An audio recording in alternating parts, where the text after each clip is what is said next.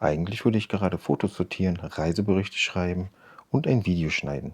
Motorradtour durch Deutschland, so war der Plan für den Sommerurlaub. Stattdessen sitze ich hier mit einer Platte in der Schulter und 17 Klammern. Was ist passiert?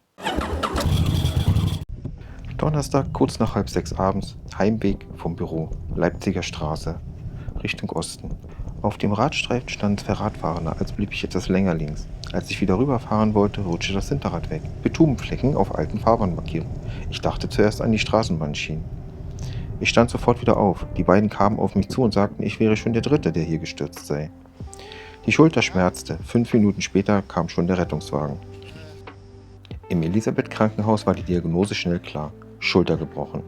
Da es ein Wegeunfall war, durften sie dort nicht operieren. Gegen 2 Uhr nachts ging es mit Sonderrechten ins UKB. Nochmal Röntgen und ein CT. Die Bilder zeigten eine Humerusfraktur mit Abriss des Tuberculum majus und minus. Eine komplizierte Fraktur. Die Bruchstücke hatten sich verschoben. Ich entschied mich, ein paar Tage zu bleiben.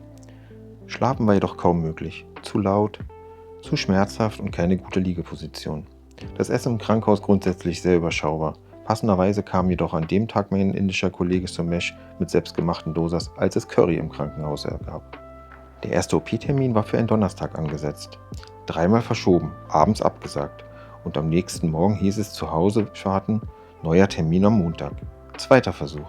Der Termin verschob sich abermals auf den Abend und auf dem Weg in den OP-Saal kam der Anruf, Notfall, Saal gesperrt.